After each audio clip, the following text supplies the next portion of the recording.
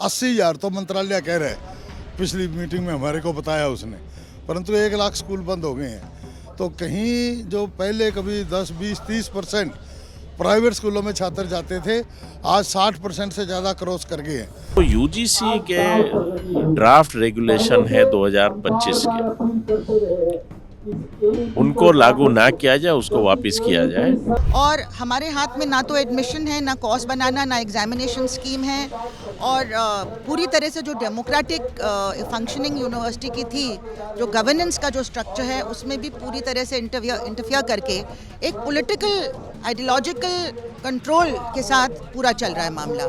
नमस्कार, news clip का स्वागत है। अभी मौजूद है जंतर मंतर पर और आज देश भर के जो हायर एजुकेशन से जुड़े शिक्षक हैं और इसके अलावा जो स्कूली शिक्षक भी हैं और आम छात्र भी समर्थन में आए हैं। इनका सबसे बड़ा आरोप है जो केंद्र सरकार जो नीतियां ला रही है वो हायर एजुकेशन को एक तरीके से बर्बाद कर देगी, तबाह कर देगी। उसके खिलाफ एक तरीके संसद मार्च है। संसद के से कुछ 100 मीटर की दूरी पर ही ये लोग धरना प्रदर्शन कर रहे हैं। सरकार से डिमांड कर रहे हैं कि सरकार जो उच्च शिक्षा को समावेशी बनाए, ना कि सब उच्च शिक्षा को आम लोगों से दूर करे। और इस तरह के खासकर एनईपी का सवाल हो, चाहे टीचर जो एफिक्टो संगठन है टीचर्स का, वो लगातार पुरानी पेंशन बहाली और तमाम मुद्दों को लेकर संघर्ष कर रहा है। उन्हीं सारे तमाम सवालों को लेकर शिक्षक और छात्र यहाँ पहुँचे हैं और बड़ी संख्या में, सैकड़ों की संख्या में लोग यहाँ पहुँचे हैं। इनसे हम बात करते हैं ये सरकार से और क्या डिमांड्स हैं और किन भी नीतियों का ये विरोध कर रहे हैं, और सरकार अगर की बातें नहीं मानती तो आगे इनका रास्ता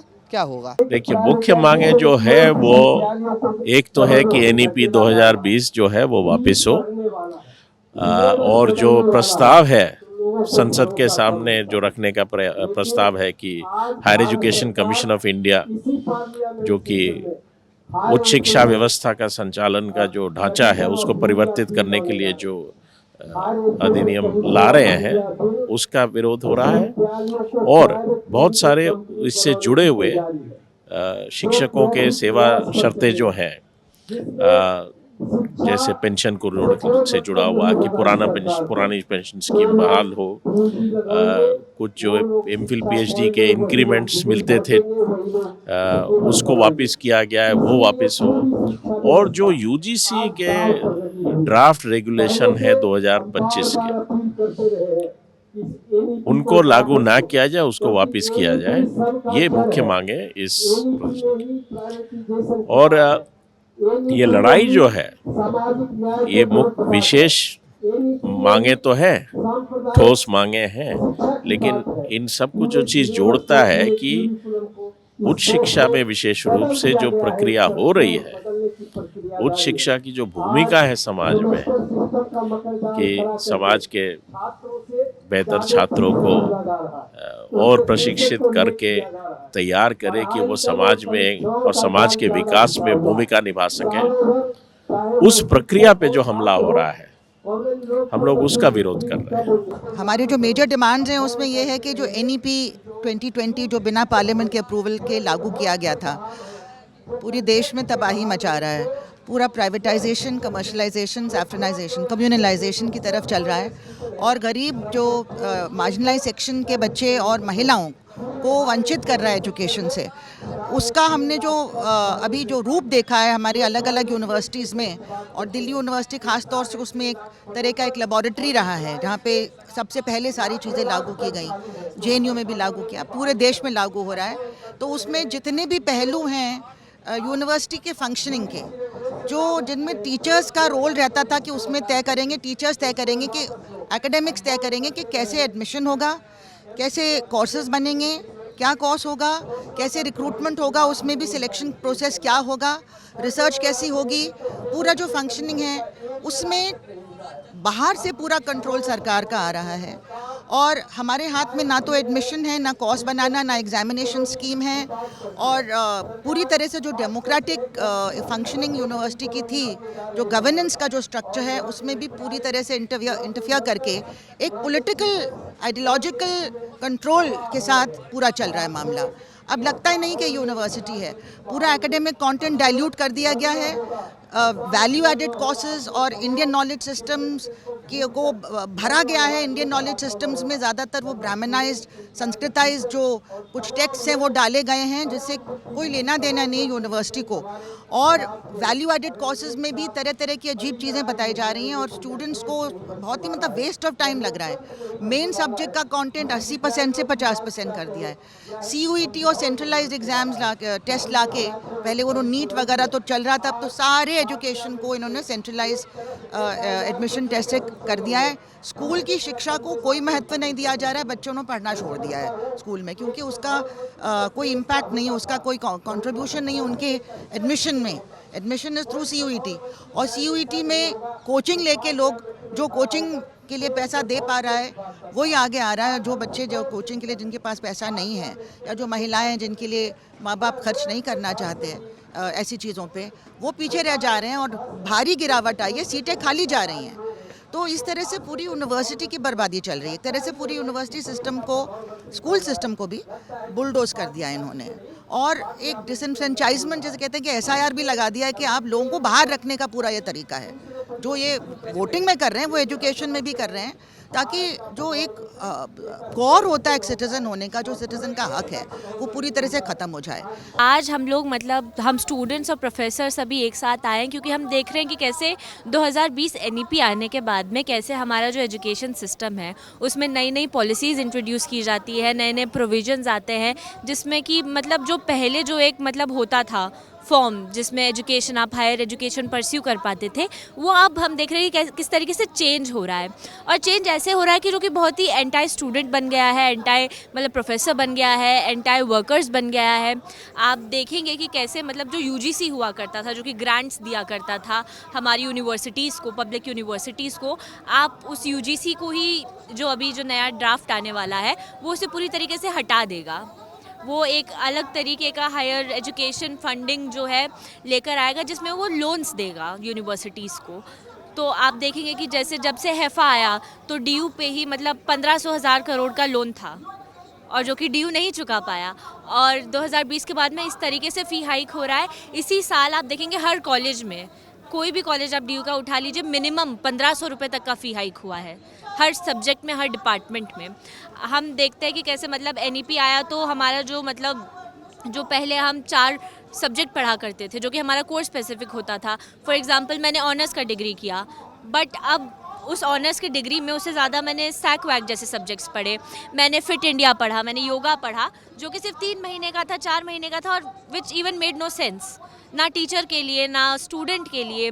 और भी आप यहाँ पे देखेंगे तो बहुत डिमांड्स है कि जैसे परमानेंट जॉब्स का, जिसमें मतलब एडहॉक जो है, जो कि मतलब बहुत बड़ा क्राइसिस है पूरी यूनिवर्सिटी में, तो उसे रिजॉल्व किया जाए। जो ओल्ड पेंशन स्कीम थी उसे वापस से लाया जाए, और जो एजुकेशन है मतलब ओवरऑल हमारा यही मोटिव है कि जो एजुकेशन है उसे बचाया जाए। तो जो ढांचा वो अब तैयार करना चाहते हैं, जितना हमको पता है, क्योंकि एक बिल पहले आई थी 2018 में, NEP में भी लिखा गया है कि किस तरीके का ढांचा वो बनाना चाहते हैं। उस ढांचे का जो मुख्य चीज़ है उसमें कि एक तरफ ये है कि उच्च शिक्षा के ऊपर केंद्र सरकार का नियंत्रण बढ़ेगा, लेकिन केंद्र सरकार की जो जिम्मेदारी है कि साधन उपलब्ध कराएं शिक्षा के लिए, उस जिम्मेदारी से और इस नियंत्रण के अधिकार को जो है आप अलग कर रहे हैं। तो आप नियंत्रण तो बढ़ाएंगे, लेकिन साधन आप उपलब्ध कराने के लिए मजबूर नहीं है। और नियंत्रण को जो बढ़ाने की बात है उसका एक बहुत बड़ा नुकसान है, क्योंकि अगर आपके शिक्षा व्यवस्था को आप ऐसे चलाएंगे कि सरकार तय करेगी ऊपर से और लागू करेगी कि क्या पढ़ाई होना चाहिए, क्या नहीं होना चाहिए, क्या, तो जो विशेषज्ञ हैं, जो अध्यापक हैं, उनकी क्या भूमिका रह जाएगी। तो इसीलिए उससे जो है शिक्षा को ही नुकसान पहुंचेगा। ठीक है, इसलिए ये नियंत्रण जो है खतरनाक है। और इसीलिए हमारे देश में सब विश्वविद्यालय स्वायत्त माने जाते थे, किस लिए कि क्या पढ़ाएंगे क्या नहीं पढ़ाएंगे, ये जो है आप यहाँ के अध्यापक जो है आपस में बातचीत करके तय करते हैं। लेकिन अब जो है केंद्रीयकरण किया जा रहा है कि सब फैसले जो है सरकार करेगी। तो इससे जो है विश्वविद्यालय जो है उच्च शिक्षा की व्यवस्था जो है नष्ट होगी, क्योंकि ये फैक्ट्री नहीं है कि आपने बोला ये प्रोडक्शन कर दो और लगा दिया आदमी को कि मशीन पे कि लगाओ। ये फैक्ट्री नहीं है, ऐसे उसे यहाँ काम नहीं होता है। तो इसलिए जो शिक्षा व्यवस्था को नष्ट किया जा रहा है, हम लोग उसके खिलाफ जो है लड़ाई में। आज का जो प्रदर्शन आप देख रहे हो ये मुख्यतः AI FUCTO, all India federation of college and university teachers organisation ने किया हुआ है अपने मांग और मुद्दों के ऊपर। परंतु हमारा एक अम्ब्रेला संगठन भी है JFME, joint forum for movement on education. उसके अंदर STFI भी है और AI फुक्टो भी है, फेडकोटा भी है और यूनियनें भी हैं। तो ब्रदराना समर्थन के लिए हम यहाँ पहुँचे हैं सैकड़ों की संख्या में। आज के जो मुख्य बिंदु हैं निश्चित तौर पर वो AI फुक्टो के कॉलेज यूनिवर्सिटी संबंधी मांग पत्र है, उनके अपने जो नियम कायदे हैं उनके लिए है। परंतु जो आज सांझी हमारी मुद्दे हैं इस बैनर पे भी लिखे हुए हैं। एक तो NEP 2020 का हम लगातार विरोध कर रहे हैं। मतलब विरोध केवल विरोध के लिए नहीं है, ये राष्ट्रीय शिक्षा नीति इस देश के भविष्य को, नौजवानों को, बच्चे बच्चियों को अंधकार में ले जाने की शिक्षा नीति है। ये अंधविश्वास पे आधारित है, ये वैज्ञानिक दृष्टिकोण पैदा नहीं करती, ये बराबरी का पैदा नहीं करती और ये सद्भावना जो हमारा पिलर हैं संविधान के, जिसको हम कहते हैं कि सब एक बराबर हैं, उससे ये हटके चलती है और इसलिए हम इसका विरोध कर रहे हैं।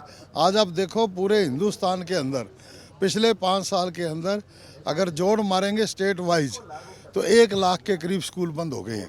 80,000 तो मंत्रालय कह रहा है, पिछली मीटिंग में हमारे को बताया उसने, परंतु 1 लाख स्कूल बंद हो गए हैं। तो कहीं जो पहले कभी 10, 20, 30% प्राइवेट स्कूलों में छात्र जाते थे, आज 60% से ज़्यादा क्रॉस कर गए हैं। स्कूली शिक्षा नहीं है, बहुत पैसा देना पड़ रहा है माँ बाप को और सिलेबस में ऐसा कर दिया, पता नहीं क्या क्या लेकर आ रहे हैं, 5000 साल पुरानी बातें। 21वीं सदी के अंदर हमें आगे बढ़ना चाहिए, ये आगे बढ़ने की बात नहीं कर रहे। तो हम मांग करते हैं कि ऐसी शिक्षा नीति लागू की जाए देश में जो 140 करोड़ जनता के बच्चों को फ्री, कंपलसरी और क्वालिटी एजुकेशन का प्रबंध करती हो, ये मुख्यतः है। दूसरी हमारी मांग है कि पुरानी पेंशन बहाल की जाए। यहाँ पे बहुत लगातार संघर्ष कर रहे हैं और इसी कड़ी में आज का प्रदर्शन है और ये प्रदर्शन जो है इसके आगे भी और कार्यक्रम होंगे, क्योंकि लड़ाई इस व्यवस्था को बचाने की है। ये व्यवस्था विकसित हो, नष्ट ना हो। तो जब तक हम लोग हैं, जब तक हम संघर्ष कर सकते हैं, हम लोग इसका संघर्ष करेंगे, क्योंकि हम इसको मानते हैं कि इस देश की जनता और इस देश के नागरिकों के प्रति ये हमारी जिम्मेदारी है। जैसा कि आपने वीडियो की बातचीत सुना, अलग अलग शिक्षक संघ के नेता भी पहुंचे थे, अलग अलग राज्यों से शिक्षक पहुंचे हैं और अलग अलग तरह के शिक्षक पहुंचे हैं। प्रोफेसर्स भी हैं, स्कूल टीचर्स भी हैं, इसके अलावा छात्र संगठन भी इनका समर्थन करने पहुंचे, इसके अलावा ट्रेड यूनियन से लीडर भी इनका समर्थन करने यहाँ पर पहुंचे थे। सबसे बड़ी मांग जो है, पिछले कुछ सालों में सरकार जो नीतियाँ बना रही है खासकर उच्च शिक्षा को लेकर, चाहे उसमें NEP का सवाल हो या जो सरकार अभी नया बिल लेके आने की कोशिश करी हायर एजुकेशन को लेकर, उसके खिलाफ है और उसके खिलाफ इनके टीचरों का कहना है ये एक तरीके से उच्च शिक्षा को बर्बाद कर देगा और ये बर्बाद और इसका प्राइवेटाइजेशन और कम्युनलाइजेशन करने की कोशिश की जा रही है। लगातार जो सिलेबस है जो हायर एजुकेशन के, उसमें लगातार इस तरह के बदलाव किए जा रहे हैं जो कि आप वैज्ञानिक चेतना के खिलाफ हैं और जो उसकी मूल भावना सब्जेक्ट से होते थे उसको हटाकर वैदिक परंपरा की तरफ ले जाने की कोशिश हो रही है, जो एक तरह का जो मॉडर्न साइंस है उसके खिलाफ है। तो इस तरह की इनका कहना है जो सरकार लगातार पिछले कुछ सालों से NEP के खिलाफ प्रोटेस्ट होते आया है, चाहे OPS के सवाल को लेकर भी प्रोटेस्ट करते आए हैं, इसी कड़ी में यही प्रदर्शन है। सरकार अगर नहीं मानेगी तो इस तरह के धरने प्रदर्शन आगे भी जारी रहेंगे। अभी के लिए बस इतना ही। देखते रहिए न्यूज़ क्लिक। बहुत बहुत धन्यवाद।